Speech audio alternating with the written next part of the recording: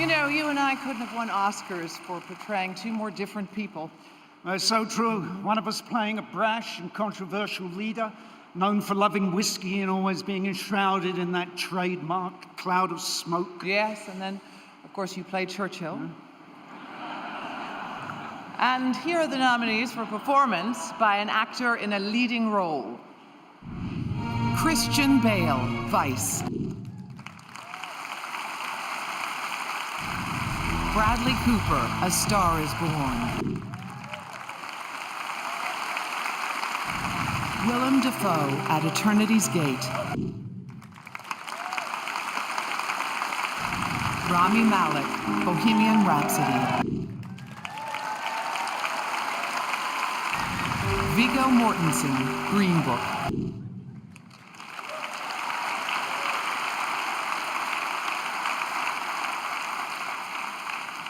And the Oscar goes to Rami Malek.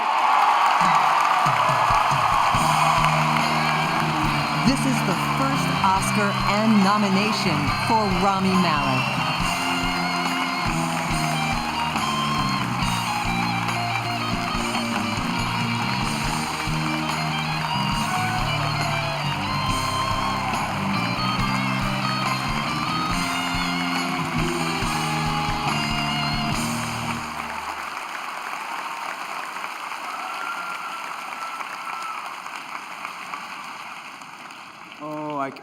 Oh my God.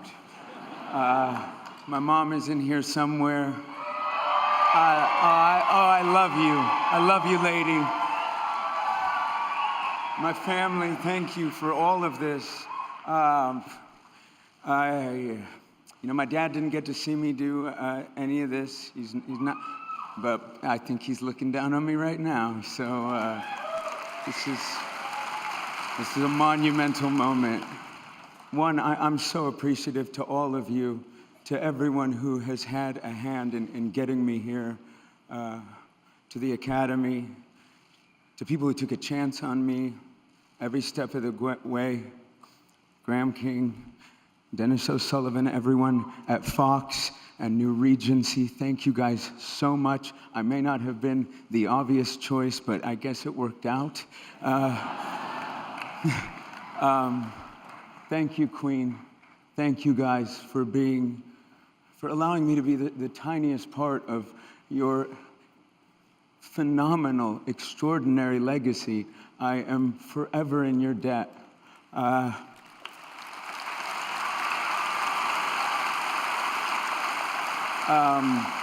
crew and my cast, I love you. You are my equals. You are my betters. I could have never been here without you. I think about what it would have been like to tell little Bubba Rami that one day this might happen to him, and I think his curly-haired little mind would be blown. That kid was struggling with his identity, trying to figure himself out, and I think to anyone struggling with theirs and trying to discover their voice, listen, we made a film about a gay man, an immigrant who lived his life just unapologetically himself. And the fact that I'm celebrating him and this story with you tonight is proof that we're longing for stories like this. I am the son of immigrants from Egypt. I'm a first-generation American, and part of my story is being written right now, and I could not be more grateful to each and every one of you and everyone who believed in me for this moment. It is something I will treasure for the rest of my life. Lucy Boynton, you're the heart of this film. You are beyond immensely talented. You have captured my heart. Thank you so much.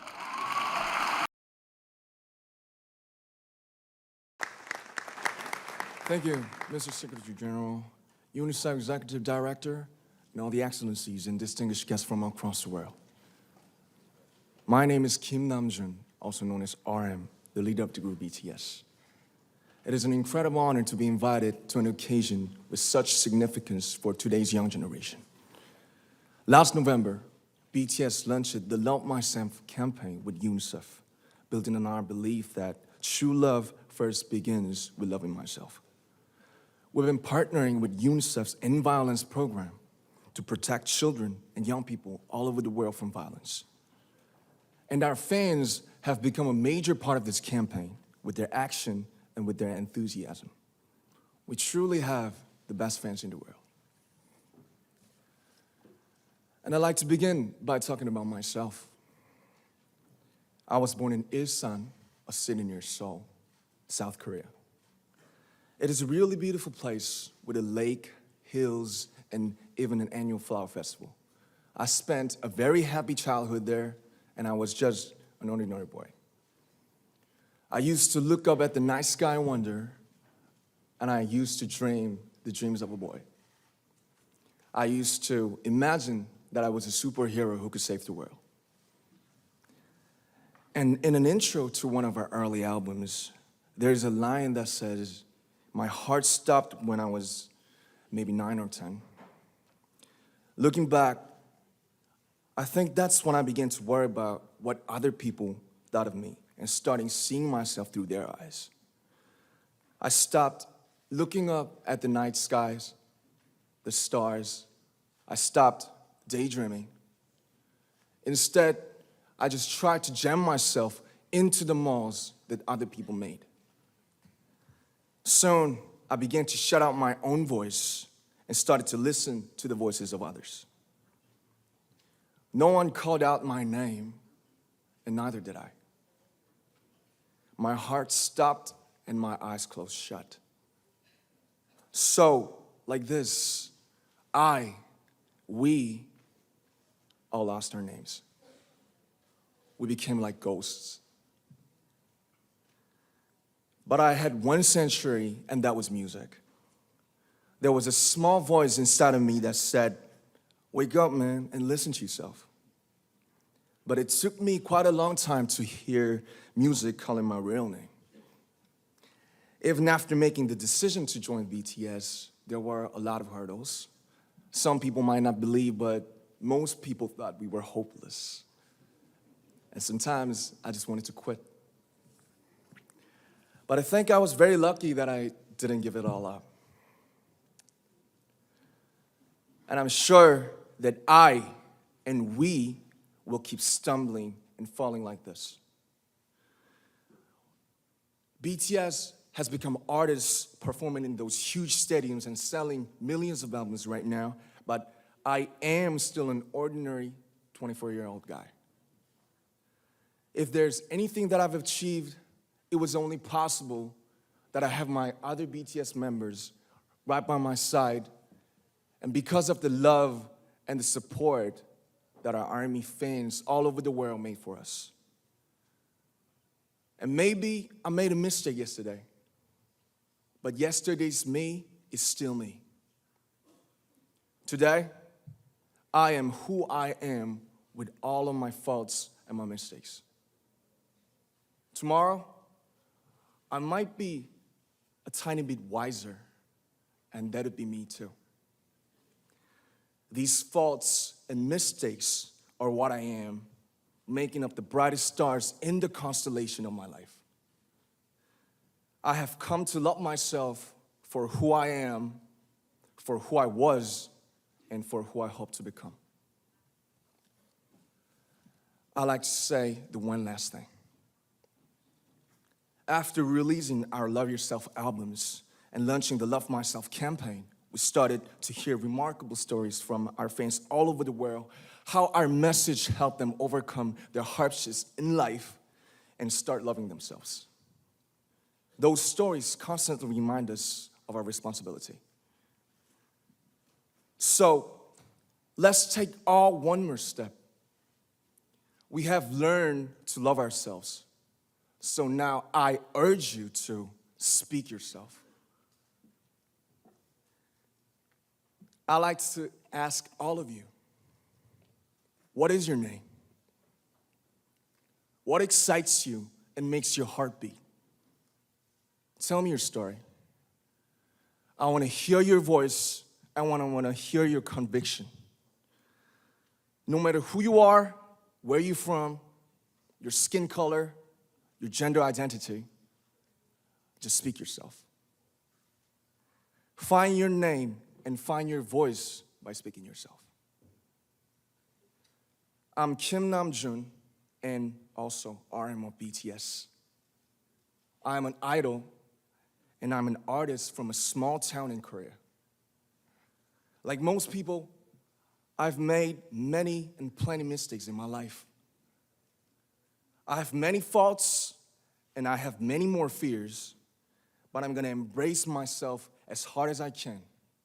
And I'm starting to love myself gradually, just little by little. What is your name? Speak yourself. Thank you very much.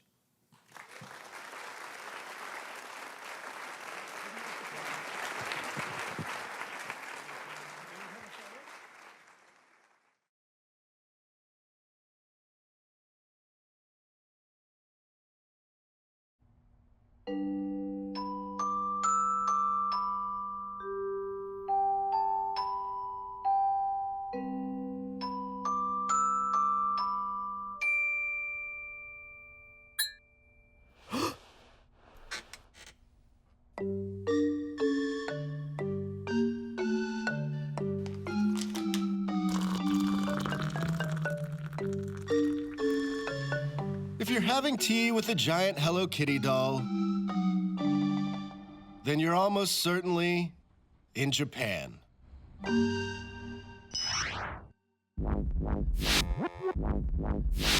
This is a place that specializes in obsessing over things and taking every want and need to their unnatural extreme. If you desire a refreshing drink, there's a vending machine that will evaluate your face and pick the perfect beverage. Or perhaps you prefer to imbibe while in the company of an ornamental owl. Whoa!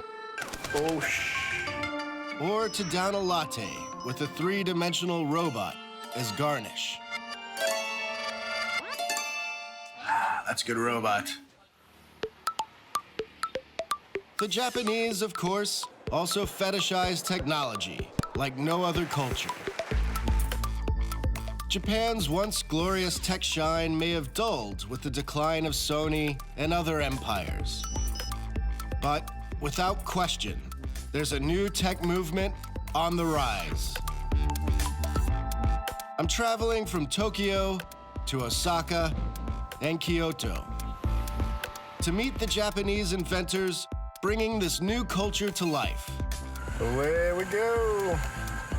Along the way, I'll meet an eccentric figure who wants to live to 144. Hang with some robots that could kick my ass. And lose myself in this trippy wonderland. When in Tokyo, it's a geek rite of passage to visit Akihabara. This district in the heart of the city has long been the place that locals and tourists go to buy electronics and mash buttons. Anything your nerdy heart desires can be found in Akihabara.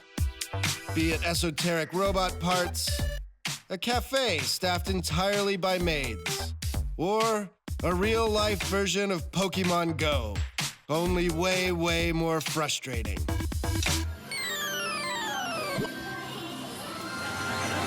Come on, these are my kids, dude. Get that Pika. Come on, dude. This is just bull back. Sorry, kids. Daddy couldn't catch 'em all.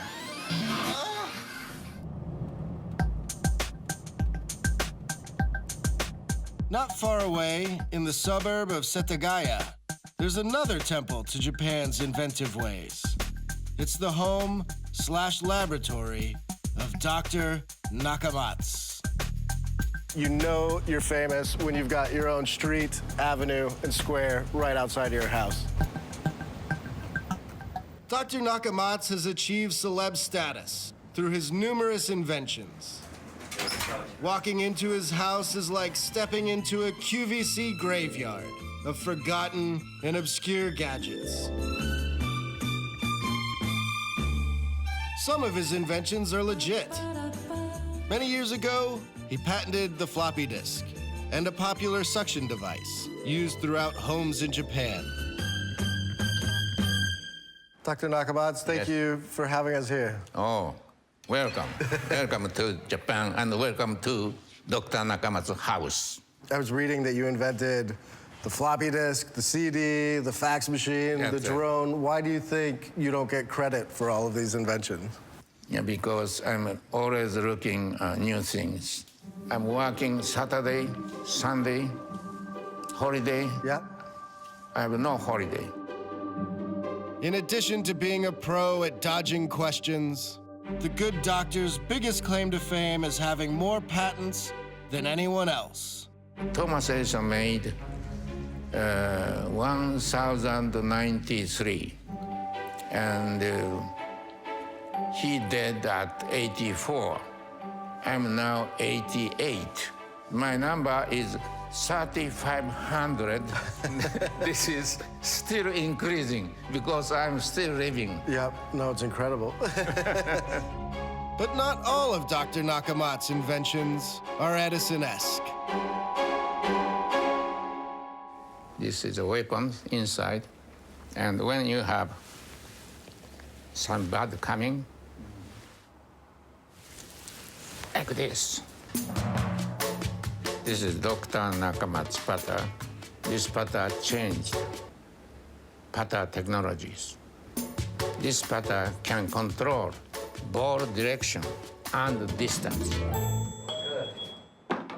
The doctor has even developed an over-the-counter solution for one of Japan's biggest economic problems.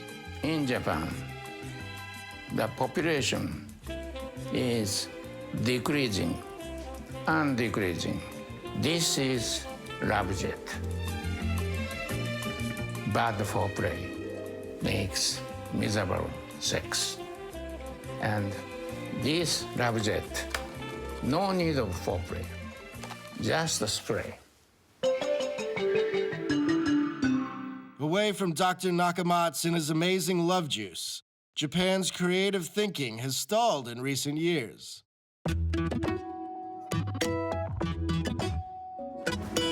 To find out why, I joined my friend, Noriaki Okubo, for a chat about Japan's tech scene over noodles. Aki is a well-connected tech guru, venture capitalist, and champion noodle slurper. I've never worked on my slurp technique. After a week in Japan, I had so many questions for him. How would you compare the Japanese VC scene to, say, Silicon Valley?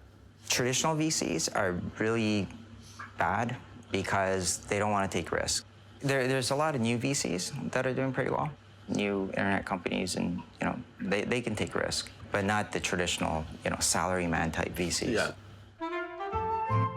When Aki says salaryman, he's talking about that image we have of the conservative, hard-working Japanese businessman. This culture rewards conformity and safe business decisions.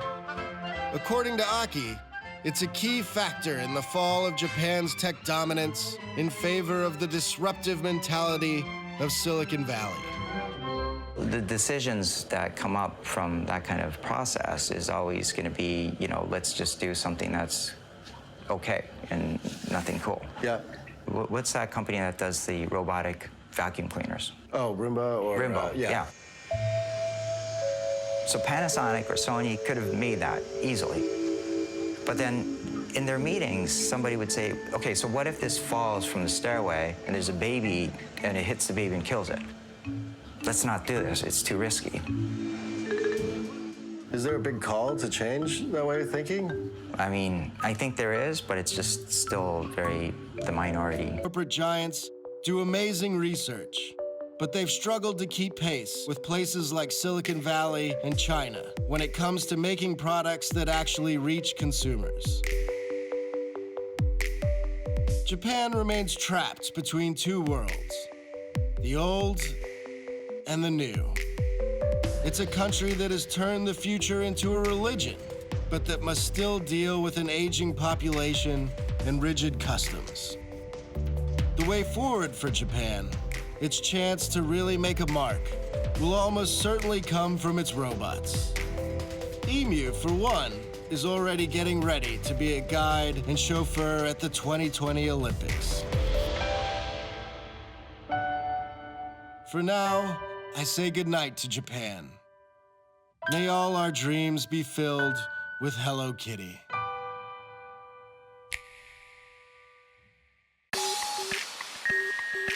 Up next on Hello World, I head to Russia to fly drones in Siberia, hang with a techno-oligarch. Wow, it's really cool. And get beaten with a birch branch. Oh.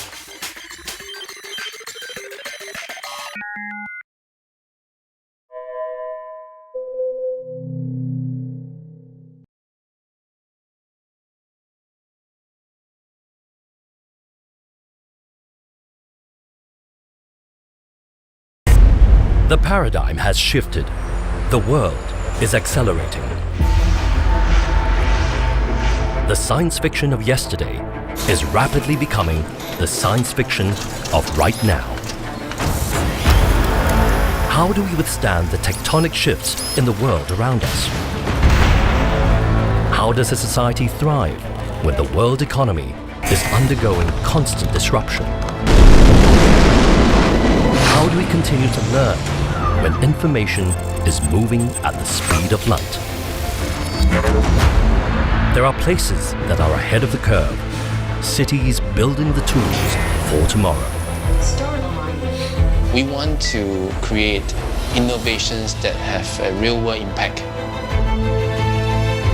One day, Singapore can be self-sustained in food production. Cognitive planning and technological innovation, Singapore is finding new ways to house and feed its growing population.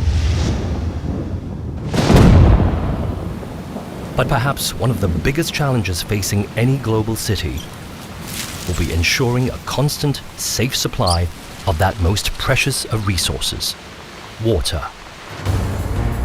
Singapore currently uses 2 billion litres of water a day. The most efficient source of fresh water is rain.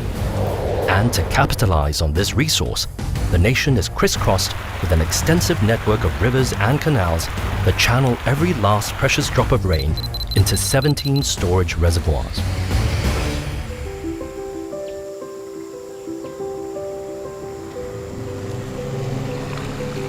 About 2/3 of Singapore is a water catchment area.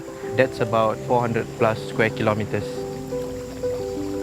So water that falls on a catchment area, it will find its way into our drains and canals, which are linked to one of our reservoirs.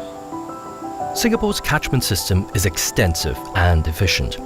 But to collect rainwater, you need land, and lots of it. Singapore is a small island, so we are limited in terms of the catchment area that we have. And also now with the changing weather patterns, the water coming from rain, it's a bit unpredictable. So we've moved on to more weather resilient water sources like desalination. As the world warms, every city will need to find fresh solutions to provide their citizens with clean water. In Singapore, the Public Utilities Board is already looking to the future, experimenting with new techniques to push the water potential of the little red dot. Looking ahead, our cities need to overcome a variety of challenges. Rapid urbanization will present problems of growth, housing, and food sustainability. But none may be more crucial than the access to fresh water. Singapore currently imports about half of its daily water requirement. In the next 3 decades, though, the aim is to ensure water sustainability. To do so, planners are looking to a resource the island nation has in abundance: seawater.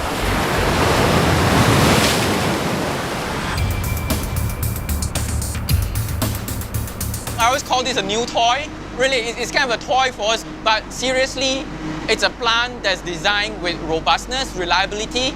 It's fully automated. Hugh Kit-san oversaw the construction of a brand new state-of-the-art water facility, the Ielts desalination plant. We've been working on this project for the last just over 2 years to get it from a green field and up to the state that you see right behind me, a functional 30 million gallons per day desalination plant. The Ielts desalination plant is a modern marvel of precision engineering. In land-scarce Singapore, its footprint is a mere 100 meters by 300 meters. That's roughly the size of 3 football fields. This may seem large, but it is a relatively small footprint compared to plants of its kind around the world. When we did the design and the construction, it was quite a challenge that you got to make sure that they are all stacked and arranged in like a Lego manner, that it all fits nicely into a puzzle and it forms the plant what you see today. Despite its small footprint, the Ielts desalination plant houses one of the world's most powerful technologies for producing fresh water from the sea: reverse osmosis filters. That's actually the heart of the plant, where the salt in the seawater gets separated or removed from the water. The white tubes, in there is the reverse osmosis membrane, where filtered water will be pushed through the membrane. This high-tech process is a key part of preparing Singapore for the future. But conventional water desalination is energy intensive. The electricity you would need to desalinate enough water for just 1 day of Singapore's needs could power a Singaporean household for 1,000 years. To save energy and reduce the cost of water desalination, the PUB is now investing in new research. Evoqua is a company working on the desalination process of tomorrow. We are demonstrating our next ED technology for seawater desalination. Electrodialysis uses electricity to remove salt from seawater. Pairs of electrodes are placed in a stream of salt water, with one positive electrode and one negative. The positively charged sodium ions are attracted to the negative electrode, and the negatively charged chlorine ions are attracted to the positive electrode. This concentrates the salt around the electrodes. The process is repeated until the water is salt-free. Right now we are building a demonstration plant with a capacity of 3,800 meter cube per day. We have plans to further scale up this technology with a capacity of 100,000 meter cube per day. Singapore's innovations in housing